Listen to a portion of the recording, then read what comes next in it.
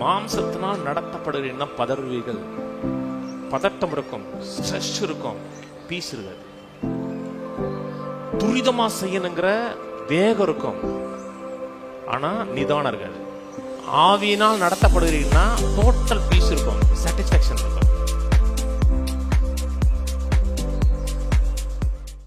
அன்றையின் மாம்சத்தின்படி நடக்கிறவர்கள் மாம்சத்துக்குரியவைகளை சிந்திக்கிறார்கள், ஆவியின்படி நடக்கிறவர்கள் ஆவிக்குரியவைகளை சிந்திக்கிறார்கள். மாம்ச சிந்தை மரணம், ஆவியின் சிந்தையோ ஜீவனும் சமாதானமாகும். எப்படி என்றால், மாம்ச சிந்தை தேவனுக்கு விரோதமான பகை, அது தேவனுடைய நியாயப்பிரமாணத்துக்கு கீழ்ப்படியாமலும் கீழ்ப்படிய கூடாமலும் இருக்கிறது. மாம்சத்துக்குட்பட்டவர்கள் தேவனுக்கு பிரியமாயிருக்க மாட்டார்கள். மாம்சத்துக்குட்பட்டவர்கள், மாம்சத்தினால் வழிநடத்தப்படுகிறவர்கள் தேவனுக்கு பிரியமாயிருக்க மாட்டார்கள். தேவனுடைய நோக்கத்தை, தேவனுடைய சித்தத்தை அவரால் நிறைவேற்ற முடியாது. பிரியமா இருக்க மாட்டார்கள்னா தேவனுடைய அல்டிமேட் பர்பஸ் அவங்க வாழ்க்கையை நிறைவேறாது. அவங்களை நடத்துகிறது ஆவி கிடையாது, அவங்களை நடத்துகிறது மாம்சம். இன்னைக்கு உங்களை உங்க மாம்சம் நடத்தலை, உங்களோட ஆவி நடத்துச்சு, அதனால உள்ள வந்திருக்கீங்க. இதுக்கு டயர்டா இருக்கு, இப்பதான் வேலைக்கு போயிட்டு வந்திருக்கோம், சூசுவான்னு உட்காரலான் இருக்கு. மாம்சம் வேணாங்குது, ஆவி உற்சாகமா இருக்கு. ஏன் சொன்னார் கெத்செமனே தோட்டத்தில், ஆவி உற்சாகமானது மாம்சம் பலவீனமானதுன்னாரு.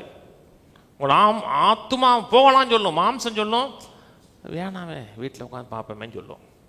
வீட்டில் உட்காந்து பார்த்தோம்னா இதெல்லாம் தெரியாது, உள்ளே போகாது. ஏன்னா அங்கே உங்களுக்கு சுற்றி டிஸ்ட்ராக்ஷன் இருந்துகிட்டே இருக்கும். ஒவ்வொரு நாளும் தேவனுடைய நோக்கத்தை நிறைவேற்றுவதற்கு மாம்சத்தை கீழே வச்சுட்டே இருக்கணுங்க. வசனம் என்ன சொல்லுது, ஆவியான என்ன சொல்றாரு, நம்ம ஒவ்வொரு சும்மா இல்லை, நோக்கம் இருக்கு. அந்த நோக்கத்தை நிறைவேற்றுக்க ஒவ்வொருவருக்கும் கர்த்தர் கிருபை கொடுத்திருக்கிறாரு, ஒரு வல்லமை கொடுத்திருக்கிறாரு. ஆனால் மாம்சத்தினால் முற்றிலுமா டாமினேட் பண்ணப்படுகிறோம் என்றால் தேவனுடைய சித்தத்துக்கு விரோதமா இருப்போம். மாம்ச சிந்தை தேவனுக்கு விரோதமான பகை. மாம்ச சிந்தை என்ன? அதாவது நமக்கு இன்ஃபர்மேஷன் ரெண்டு விதத்திலிருந்து வருது. இந்த 5 சென்ஸ்லேருந்து வரக்கூடிய காரியத்திலிருந்து உள்ள வருது. உள்ள எது வருதோ அதனால் மாம்சம் டாமினேட் பண்ணப்படும். உங்கள் மனசு எதே ஒரு காரியத்தை தானாக விரும்பாது. முதல்ல ஒரு இன்புட் உள்ள போகுது. இன்புட் போனதுக்கப்புறம் எந்த இன்புட் போனதோ அந்த இன்புட் படியே மனசு நடக்கணும் வாஞ்சிக்குது. மனசு ஒன்று உள்ளிருந்து தகவல் எடுக்கணும், இல்லைன்னா வெளியிருந்து தகவல் எடுக்கணும். நாம் எடுக்கிற அத்தனை தகவலும் வசனத்துக்கு விரோதமாக வெளியே கிடக்கிற தகவலின் அடிப்படையிலே கிடைச்சோம்னா அது மாம்ச சிந்தையாக அந்த மனது மாறும். ஏன்னா கிடைக்கிற அத்தனை இன்ஃபர்மேஷனும் 5 சென்ஸ் மூலமாக கிடைக்கக்கூடிய மாம்சம் சொல்லும் பொழுது இந்த மாம்சம் இல்லை, சுற்றி இருக்கிற உலகத்திலிருந்து எடுக்கக்கூடிய தாட்ஸ். அது தேவனுக்கு விரோதமான பகை, தேவனுடைய நோக்கத்தை நிறைவேற்றுவதற்கு அல்டிமேட் தடையா இருக்கும். மாத்தா மரியாட்ட ஆண்டவர் சொல்றாரு பார்த்தீங்களா, மரியாள் தன்னை விட்டு எடுபடாத தேவையானது ஒன்று என்ன, எந்த டீவியேஷன் இல்லாமல் கர்த்தருடைய வார்த்தை சிந்திக்கிறது, அந்த வார்த்தையே நோக்கி பார்க்கிறது. அதனாலதான் மனசு ரொம்ப முக்கியங்க. கிறிஸ்தவத்தில் ரட்சிப்புக்கு அப்புறம் ஆவி சேஃபு. மனதில் ஒரு காரியத்தை உள்ள விட்டீங்க, ஒன்றும் இல்லைங்க. யூடியூப் பார்க்குறீங்க, ஒரு லிங்க் வந்துருச்சு. லிங்க் அது 2 நிமிஷம் பார்த்துட்டீங்க, சரி வேணாம் அப்படின்னு சொன்னோன்னா திரும்பி சாயங்காலம் போகும்போது என்ன சொல்லும் அந்த மனசு, அது என்னதான் சொல்றான்னு பார்த்துருவோமே அப்படின்னு சொல்லும். கட்டாயம் சொல்லும். உங்களுக்கு எப்படி தெரியும்? எனக்கும் சொல்லிச்சு. நீங்க எந்த இன்புட்டை உள்ள போடுறீங்களோ அந்த இன்புட் உங்களை நடத்தும். மாம்சத்தினால் நடத்தப்படுகிற பதறுவீர்கள், பதட்டம் இருக்கும், ஸ்ட்ரெஸ் இருக்கும், பீஸ் இருக்காது. துரிதமா செய்யணுங்கிற வேகம் இருக்கும், ஆனா நிதானம் இருக்காது. ஆவியினால் நடத்தப்படுகிறீங்கன்னா டோட்டல் பீஸ் இருக்கும், சாட்டிஸ்பாக்சன் இருக்கும்.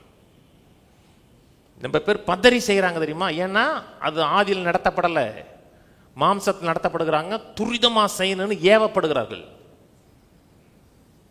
ஆவியான எந்த ஒரு காரியத்தையும் டென்ஷன் ஆக மாட்டாருங்க, எல்லாம் சோ கூலா இருப்பார். அப்படியே ஏசு எங்கேயாவது பதறினாரா? செத்து போயிட்டான் பதறினாரா? கூல். தேவ ஆவியினால் நடத்தப்படுகிறீங்கன்னா உங்களுக்கு எந்த பதட்டம் இருக்காது. சாமுவேல்கிட்ட தேவன் சொல்றாரு, ஈசாயின் வீட்டுக்கு போ, ஈசாயின் வீட்டில் ராஜா, அடுத்த ராஜா இருக்கான்ட்டார். போனால் எல்லாம் மிலிட்ரியில் வேலை பார்க்குறவன் எல்லாம் வரிசா நிற்கிறான். இவன் இல்லைன்ட்டாரு, இவன் இல்லைன்ட்டாரு, இவன் இல்லைன்ட்டார், எல்லாருமே இல்லைன்ட்டார். நம்ம என்ன செய்வோம்? பதறிடுவோம். 1 2 3 இதுதான் அப்படின்னு இருப்போம். எந்த பதட்டம் அந்த மனுஷனுக்கு இல்லைங்க. வேற யாராச்சும் இருக்காங்களான்னு கேட்குறாரு. கூலாக செயல்படுறாரு, பதட்டமே கிடையாது. அப்புறம் ஒருத்தனை கூப்பிட்டு அங்கே இருக்கான்னு சொன்னோன்னு வர வெயிட் பண்ணாரு. வெயிட் பண்ணதுக்கப்புறம் ஆண்டவர் அப்போ சொன்னார், இவன் தான் சொன்னார். அதான் ஆவியில் நடத்தப்படுவது. ஆவியில் நடத்தினா பதட்டம் இருக்காது, டென்ஷன் இருக்காது, கூலாக இருப்போம். அது ஜெயமாக இருக்கும். மாம்சத்தினால் அன்னைக்கு சாமுவேல் நடத்தப்பட்டிருந்தாருன்னா நிச்சயமாக தாவீதை ஒமிட் பண்ணியிருப்பார். என்ன ஆஜா அனுபவமாக இருக்கான், ஸ்ட்ரென்த்தாக இருக்கான், மிலிட்ரி அனுபவம் இருக்குது, எக்ஸ்பீரியன்ஸ் இருக்குது. இயேசு 12 சீசர் எடுக்கிறாருங்க. அதனால தான் ஜெபிக்கணும். 12 சீசர்களை தேர்ந்தெடுக்கிறதுக்கு முதல் நாள் இரவு முழுக்க ஜெபம் பண்ணார். 12 பேரை செலக்ட் பண்ணுறாருங்க. மறுநாள் காலைல 12 பேரை செலக்ட் பண்ணுறாரு. எனக்கு தெரிஞ்சு வேறு யாரும் படித்து, ஒரே ஒரு ஆள் தான் கொஞ்சம் படிச்சுருப்பான்னு நினைக்கிறேன். மற்ற எல்லாரும் படிக்காதீங்க. ஒரு பெரிய நோக்கத்துக்காக ஆள் எடுக்கிறோம். எப்படி எடுப்போம்? நல்லா படிச்சிருக்கேன், நல்ல சொந்த நோக்கத்தை நிறைவேற்ற கைப்பழம் எதுவுமே சொல்ல, சாதாரண படிப்பறிவுலாம் மீன் படிவுலாம் பிடிச்சி எடுத்தார். இந்த அறிவு இல்லை, ஆண்டவர் சொல்கிற மாதிரி நடத்தார். அப்படி வாழுங்க, கர்த்தர்ட்ட கேளுங்க, உன் வழிகள்லாம் கர்த்தரை நினைத்து கொள்ளுங்க. நோக்கத்தை சொல்கிறது மட்டுமல்ல, நோக்கத்தை நிறைவேற்ற டைமிங் இருக்கும். ஆவியானுடைய சக்ஸஸ்ஃபுல்லான ஒரு தீர்மானம் எடுக்கக்கூடிய அறிவு இருக்கும். பதற மாட்டோம், டென்ஷன் ஆக மாட்டோம், உள்ள கூலாக இருப்போம். அப்படி நடக்கிறீங்கன்னா ஆவியில் நடத்தப்படுகிறீன்னு அர்த்தம்.